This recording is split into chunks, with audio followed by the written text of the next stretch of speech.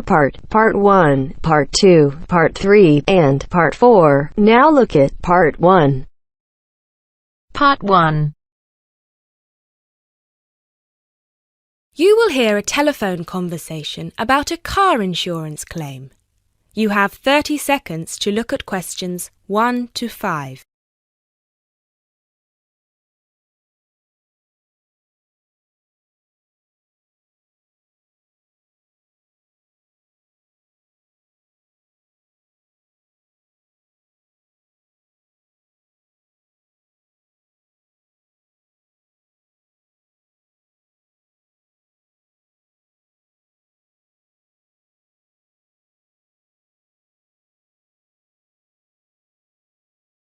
Good afternoon. Watto Insurance. This is Janet speaking. How may I help you? Yes, hello. I would like to make a claim on my car insurance, please. Certainly, sir. First of all, I'd like to inform you that all of our calls are recorded for monitoring and training purposes. Is that okay? That's okay. Could you please tell me your full name?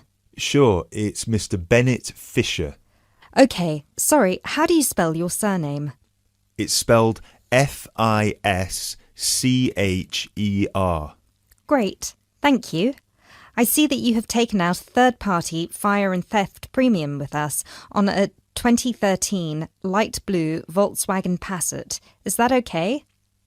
Yes, well, almost. The colour is not light blue, it's light green. Okay, thank you for updating your information with us. What is the nature of your claim with us today? Last weekend, I had driven up to York on business and left my car in a monitored car park. However, it was only monitored until 8 p.m, and I did not return to collect it until 9:30 p.m, after which no car park staff were present. When I arrived at the car park, my car wasn't there. It must have been stolen. I see. Were there any valuable items left in your car which could have been seen from outside? Well, I had recently bought quite an expensive radio for my car, but the front panel is detachable, and I always stow it in my glove compartment. So, no, there wouldn't have been anything valuable on display. Okay, Mr. Fisher. Thank you for that information. I'm going to send you some forms through the mail for you to fill in. Before I can do that, I need to ask you a couple more questions. Is that okay? Of course.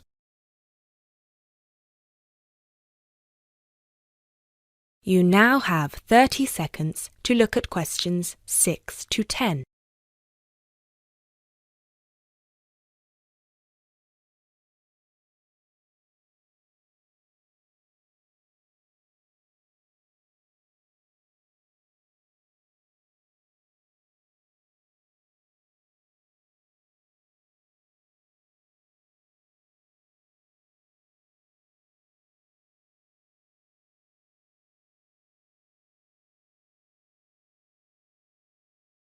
Thanks, Mr. Fisher. First of all, could you let me know your policy number, please? Of course. I have it right here. It's G34C245. G34C245. Thanks. And the type of claim? Shall we say stolen car? Yes, the car was definitely stolen. I reported it to the police immediately. I actually have the report number here if that's of any use. No, not right now. But keep hold of that as we will need to see a copy of the police report eventually. Which police station did you report the offence at? York Police Station. Was it your first time in York? No, but it was the first time I'd driven there. I usually take the train. Were you aware that the car park was only manned until 8 p.m? No, I was not aware of that. Were there any signs put up on the premises that informed car owners of the risks of leaving their cars after normal operating hours? Yes, but they said the car park was going to be guarded until 10 p.m, at which point the entrance is barred so no cars can come in or out. Was any reason given for that sudden change? The police informed me that the staff on duty that night had left on an urgent call. I believe it was something about a family member being admitted to hospital. Were there any personal items left in your car? Yes, first of all, there was the car radio I mentioned before. Ah, yes, of course. Anything else? Just some CDs and an old jacket. Right. Thank you, Mr. Fisher. I have everything I need for now and will send these forms out to you shortly. When you get them, please fill them out with as much information as you can, and where possible, include copies of any relevant documents to support your claim, such as police reports and registration details. Once you have returned that to us, we can then start to assess whether you will be eligible to receive compensation. Do you have any further questions for me today? No, that's all. Thanks for your help.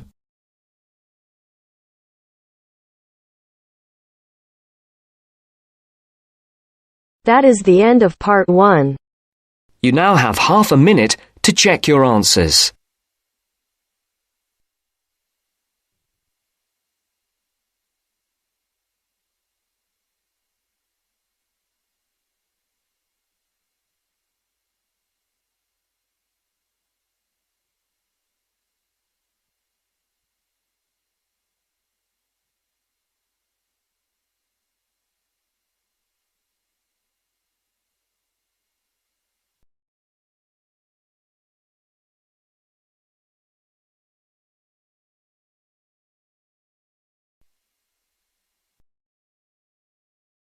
Now turns to part 2. Part 2. You will hear a talk about the history of a poetry award. You have 30 seconds to look at questions 11 to 15.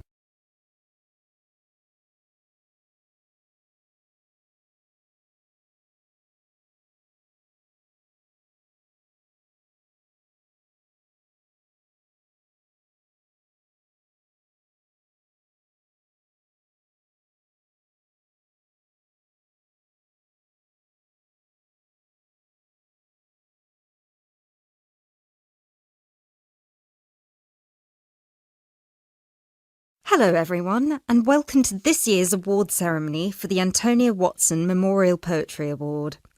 As with previous years, the competition has been particularly fierce and we received numerous excellent entries, so it's an incredible achievement for our 3 finalists who are sitting here amongst you, and we should congratulate them all. However, as with every competition, there can unfortunately only be one winner, and we will be announcing them shortly. Before we do, though, a few words about the award itself. As most of you know, the Antonia Watson Memorial Poetry Award has been presented annually since 2010 and was presented biannually for 2 more competitions prior, once in 2008 and once in 2006. It is entirely funded by Antonia Watson's very generous parents, who offer £1,500 to the author of the best poem on a topic announced at each previous award ceremony, as well as £500 to the first runner-up and £250 to the second, bringing the total up to £2,250. Now, a few words on Antonia Watson herself, without whom none of us would be standing here today. I briefly knew Antonia while at university, where we were flatmates for a year, and I'm afraid that any speech I give will not be able to do her justice, as she was the kindest, sweetest person I've ever met. Thankfully, this part of my speech was written with the assistance of one of her siblings, Thomas Watson, who was not only her brother, but also her best friend. Antonia was born in Slayford, Lincolnshire, in December 1986. From a very young age, she displayed an inquisitive and creative nature, matched in volume only by the gentle kindness of her spirit. She wrote her first poem, named Love Barks, about the death of her dog at the age of 10. This was also her first poem to be published at her school's newspaper, just 2 months after another of her poems, Be Kind, won the 1996 Triad Children's Writing Competition and was published in the competition's anthology. While her early forays into poetry were crowned with impressive success, Antonia unfortunately ceased to write for a few years, following the death of her very dear grandfather, Peter William Watson, in 1999.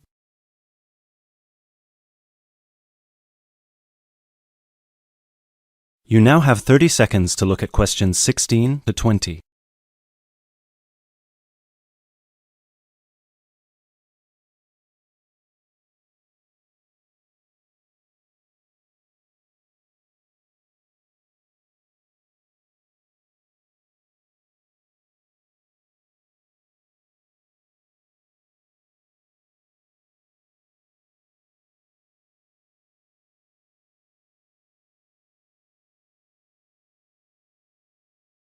While her early forays into poetry were crowned with impressive success, Antonia unfortunately ceased to write for a few years following the death of her very dear grandfather, Peter William Watson, in 1999. Despite her writer's block, however, her artistic nature didn't lie dormant during the next 4 years. She had an active role in various theatre plays, and she also ventured into painting. A few of the plays are available on the internet, and you can find several of her self-portraits on our website, and you can see for yourself how impressive they are. But poetry, of course, remained her passion even then, which is why in 2003 she resumed writing, and her next poem, The War on Both Sides, was published in her college's journal. At the age of 18, Antonia moved to Sheffield to study English literature at the University of Sheffield. This is where she and I met, spending a whole year in adjacent rooms in a flat in central Sheffield. This is also where I met her good-natured, generous parents, Mr. and Mrs. Watson, who came to visit her regularly and always treated me like a daughter as well. Antonia and I grew very close during that period, and while we ran in different circles, we always found time for each other every week. Antonia self-published one collection of poems in August 2005. It was named Burning Stars, after the poem on page 16, which is also the date of her birthday. It was an immediate success amongst her peers at the University of Sheffield, and it was so cherished by her English literature classmates specifically that it had attracted the attention of one of her lecturers, who put her in touch with a literary agent. She had been due to begin working on her second collection right before her tragic passing in a car accident just 5 days before her 19th birthday in December 2005.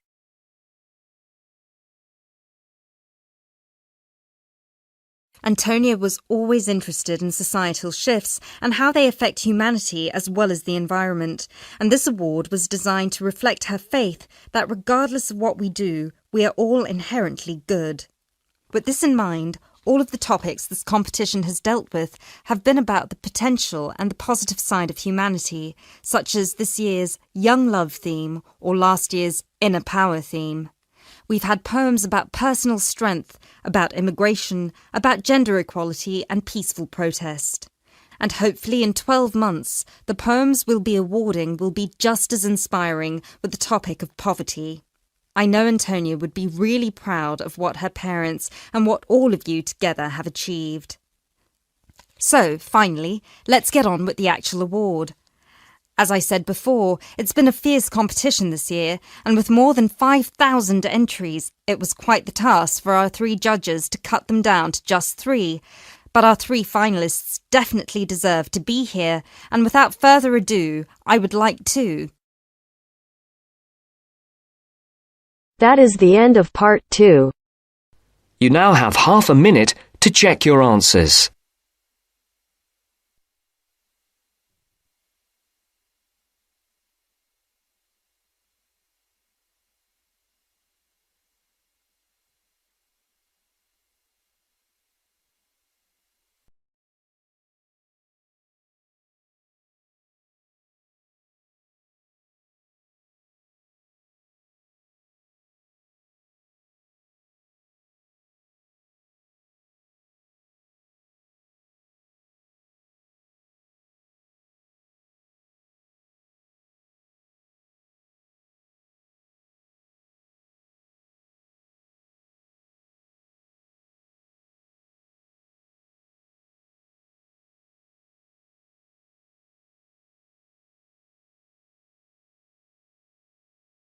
Now turns to part 3.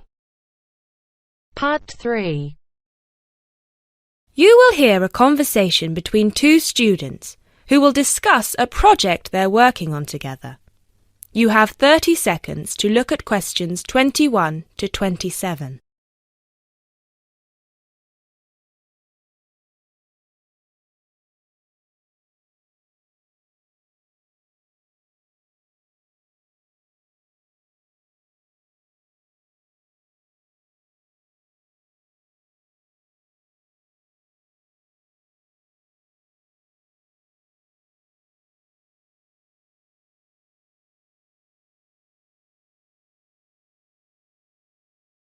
Hey, Jess. Glad you could make it. We've got a lot to discuss. Hi, Matt. Yes, sorry I'm a bit late. I did bring all my notes with me. Yes, me too. Where shall we start? Well, I think it would be a good idea to clarify our objectives just one more time. Yes, good idea. Okay, here we are. We need to record, photograph, and identify the plant species in 10 1-square-meter plots. Does it say anything about where these plots should be and how they should be laid out? Ah, here it is. It says that all the plots need to be no more than 10 meters apart.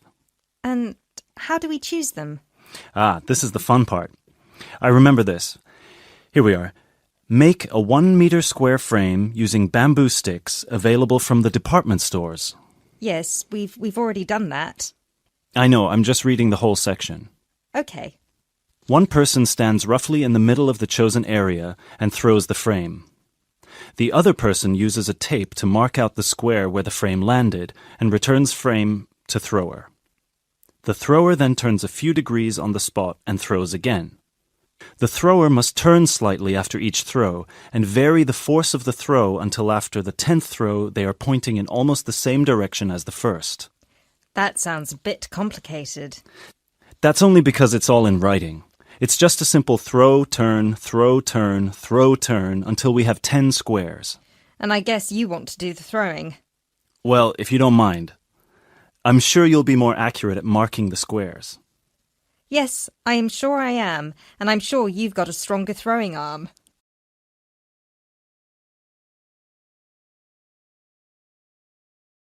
You now have 30 seconds to look at questions 28 to 30.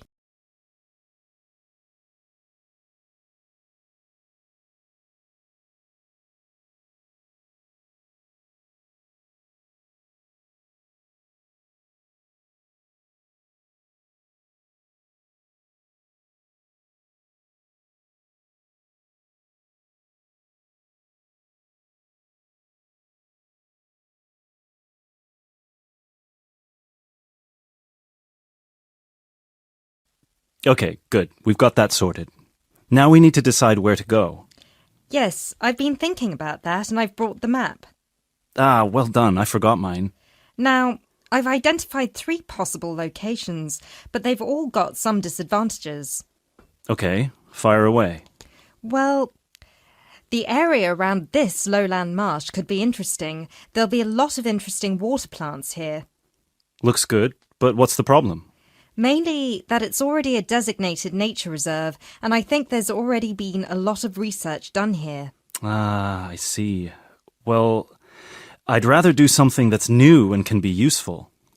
I agree. That's why I identified this area further west. See, here, behind the beach. Oh, yes, I see. That area there, where it's flat, but quite high. Exactly. If you look a bit further inland, you'll see that there are hills which will protect that area from strong north winds. I see. Excellent. But what's the problem? Just that it may not be very interesting. We know that the geology there is not conducive to a wide variety of plants. I agree. So what's your last idea? Well, I think this one is a bit of a winner, although I did want to show you the other 2. Look up here on the north coast. Where? See this bay? Well, I know that there's been quite a lot of studies done here, but a bit further to the east, behind this headland. No one has ever looked at that. Well, I certainly couldn't see any studies. That is interesting. And the plant life could be a bit different because of the shelter from the wind the headland provides. Exactly. Brilliant, Jessica. That's a great idea. We'll go there. Thanks. Now all we have to decide is when is a good time. Well...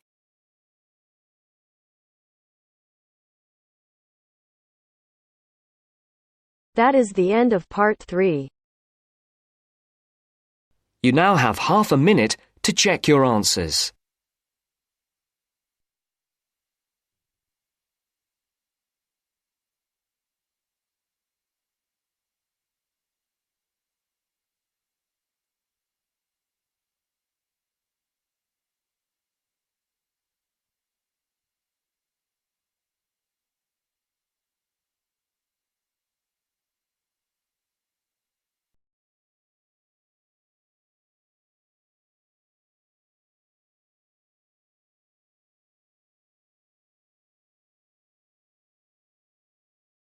Now turns to Part 4.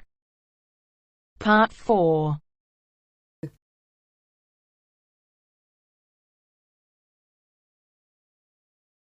You'll hear a talk given by a foreign correspondent. First, you have some time to look at questions 31 to 40.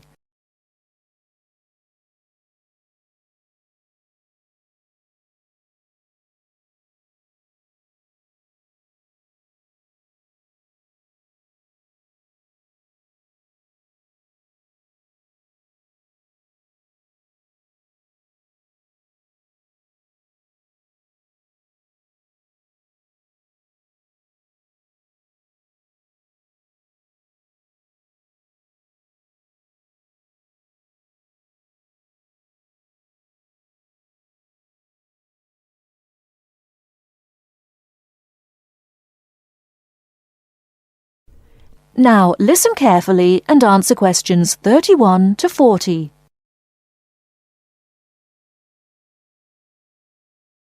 Good evening.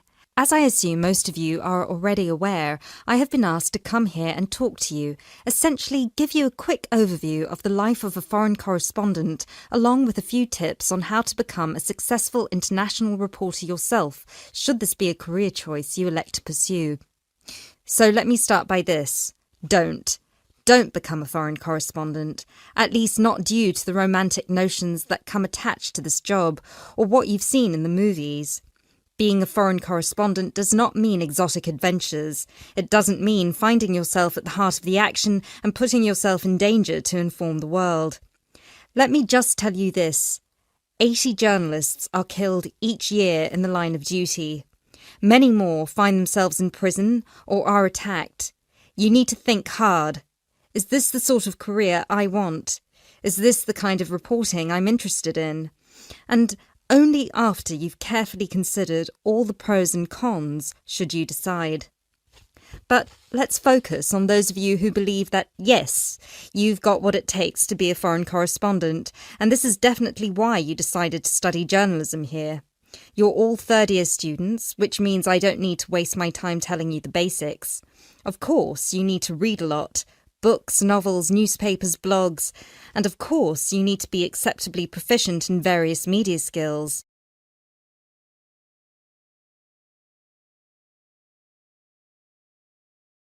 But what is it that's going to separate you from normal journalists and reporters? There are 4 things that'll make you different.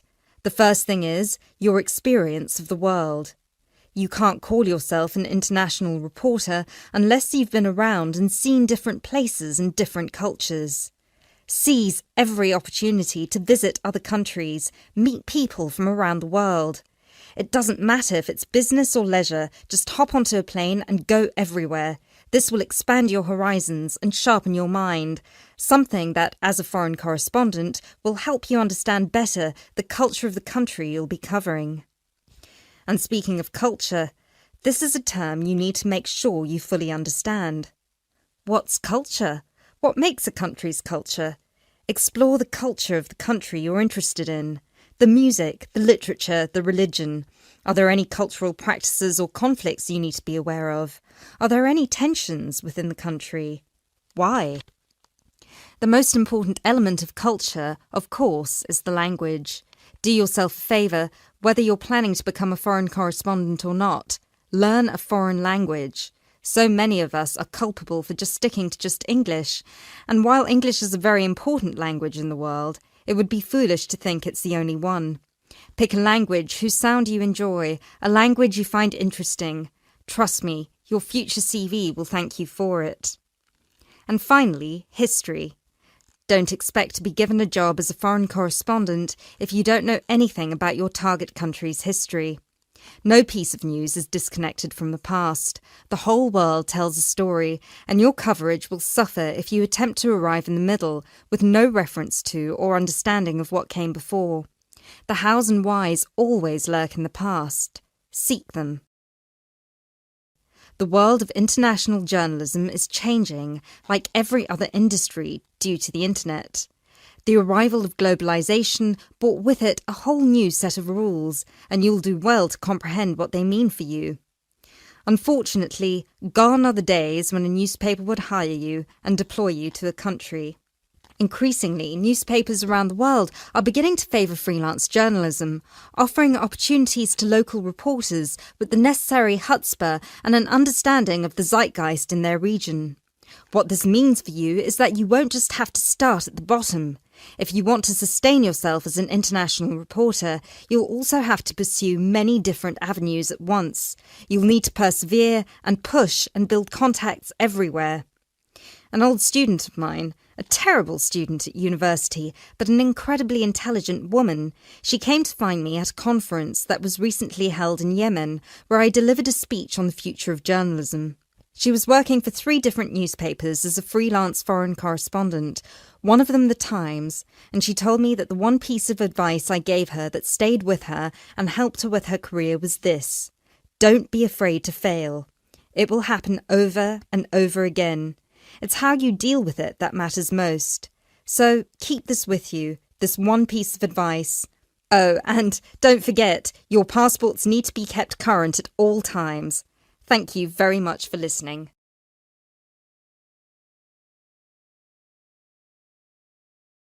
That is the end of part 4. You now have half a minute to check your answers.